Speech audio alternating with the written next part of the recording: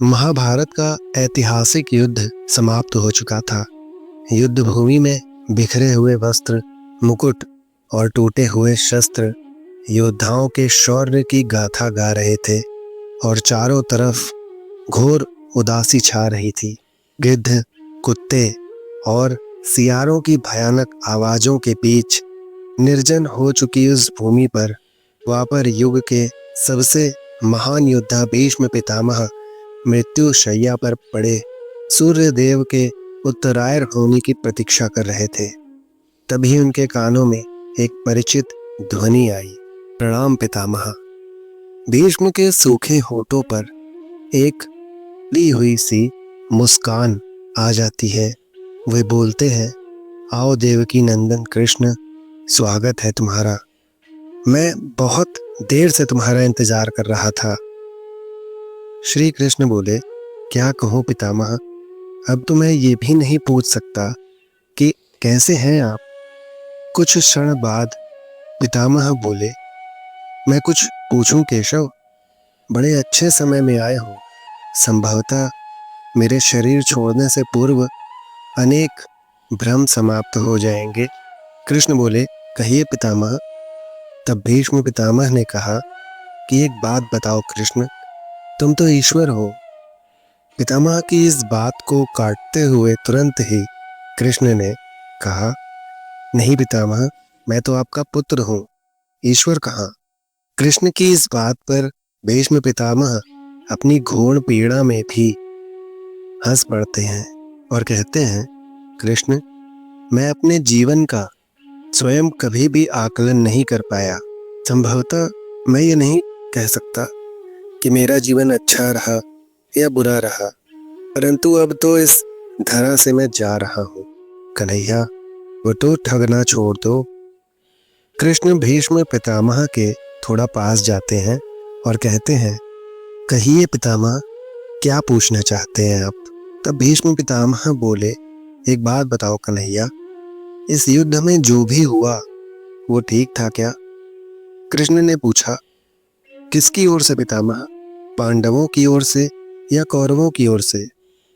भीष्म पितामह ने कहा, कौरवों की तो बस चर्चा ही छोड़ दो, अब कोई अर्थ ही नहीं रह जाता है कन्हैया। पर क्या जो पांडवों की ओर से हुआ वो सही था? आचार्य द्रोण का वध, दुर्योधन की जंघा पर प्रहार, दुशासन की छाती का चीरा जाना और जयद्रथ के साथ हुआ छल, निहत्थे कर्ण का वध, क्या ये सब ठीक था क्या? श्री कृष्ण कहते हैं, इसका उत्तर मैं कैसे दे सकता हूँ पितामह, इसका उत्तर तो पांडवों को देना चाहिए। मैं तो इस युद्ध में कहीं था ही नहीं पितामह। भीष्म पितामह ने कहा, अब भी छलना नहीं छोड़ोगे कृष्ण? अरे पूरा विश्व भले ही कहता रहे कि महाभारत अर्जुन और भीम ने जीता, पर मैं जानता हूँ कन्हैया, यह केवल तुम्हारी और केवल तुम्हारी विजय है। मैं तो उत्तर तुमसे ही पूछूंगा कन्हैया। भीष्म पितामह के इतना कहते ही श्री कृष्ण थोड़ा गंभीर स्वर से बोले, तो सुनिए पितामह, कुछ भी बुरा नहीं हुआ, वही हुआ जो होना चाहिए था, कुछ भी अनैतिक नहीं हुआ। भीष्म पितामह ने कहा, क्या कह रहे हो केशव तुम? ऐसी बातें तुम कह रहे हो केशव जो स्वयं मर्यादा पुरुषोत्तम श्री राम का अवतार है। ये छल तो किसी भी युग में हमारे सनातन संस्कारों का अंग नहीं रहा, फिर ये उचित कैसे हुआ? तब कृष्ण ने कहा, इतिहास से शिक्षा ली जाती है पितामह, परंतु निर्णय तो वर्तमान की परिस्थितियों के आधार पर ही लेना पड़ता है। हर युग अपने तर्कों और आवश्यकता के आधार पर अपना नायक चुनता है। श्री राम त्रेता युग के नायक थे, मेरे भाग्य में द्वापर आया। हम दोनों का निर्णय एक जैसा नहीं पितामह। भीष्म पितामह ने करुणा भरे स्वर से कहा, मैं कुछ समझा नहीं कृष्ण। तब श्री कृष्ण उत्तर देते हैं कि राम और कृष्ण की परिस्थितियों में बहुत अंतर है। राम के युग में खलनायक भी रावण जैसा शिव भक्त होता था, तब रावण जैसी नकारात्मक शक्तियों के परिवार में भी विभीषण जैसा संत हुआ करता था। तब बाली जैसे खलनायक के परिवार में भी तारा जैसी विदुषी स्त्रियां और अंगद जैसे सज्जन पुत्र होते थे। उस युग में खलनायक भी धर्म का ज्ञान रखता था, इसलिए राम ने उनके साथ कभी छल नहीं किया। परंतु मेरे युग में कंस, जरासंध, दुर्योधन, दुशासन, शकुनी, जयद्रथ जैसे घोर पापी आए। उनकी समाप्ति के लिए हर प्रकार का छल उचित ही है। पितामह, पाप का अंत तो आवश्यक है ना। पितामह, फिर वह चाहे जिस विधि से भी हो। तब भीष्म पितामह ने पुनः प्रश्न किया, तो क्या तुम्हारे इन निर्णयों से गलत परंपराएं नहीं प्रारंभ होंगी केशव? क्या भविष्य तुम्हारे इस प्रकार किए गए छलों का अनुसरण नहीं करेगा? तो क्या उचित होगा? तब श्री कृष्ण उत्तर देते हैं कि भविष्य तो इससे भी नकारात्मक आ रहा है पितामह। कलयुग में तो इससे भी काम नहीं चलेगा। वहां मनुष्य को कृष्ण से अधिक कठोर होना होगा, नहीं तो धर्म समाप्त हो जाएगा।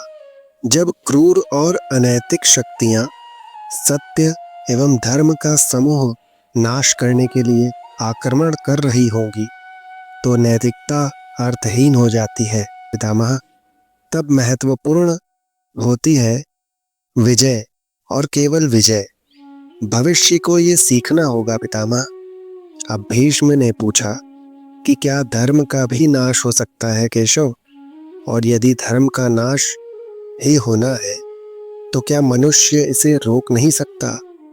कृष्ण ने कहा, सब कुछ ईश्वर के भरोसे छोड़कर बैठना मूर्खता होती है पितामह।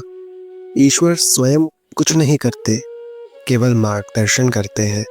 सब कुछ मनुष्य को ही करना पड़ता है। तो मुझे भी ईश्वर कहते हैं ना। तो बताइए पितामह, मैंने स्वयं इस युद्ध में कुछ किया क्या? सब कुछ पांडवों को ही करना पड़ा पितामह। ईश्वर स्वयं कुछ नहीं करते, वो सिर्फ और सिर्फ राह दिखाते हैं। इसीलिए आप भी अपने कर्मों पर विश्वास रखें, उन्हें प्रबल करें, उन्हें अच्छा करने की कोशिश करें। ईश्वर के भरोसे हाथ पर हाथ रखकर ना बैठें। ये तो मूर्ख लोगों का काम है, ये कहना कि सब कुछ ईश्वर देख लेंगे। नहीं, ईश्वर सिर्फ आपको आगे बढ़ाने का संकेत मात्र देते हैं। कर्म तो आपको ही करना होगा। तो मित्रों, यदि ये प्रसंग आपको अच्छा लगे तो इस वीडियो को लाइक अवश्य करें, और इस चैनल पर यदि आप नए हो तो इसको सब्सक्राइब कर लें और बेल आइकन प्रेस कर लें। धन्यवाद। राधे राधे मित्रों।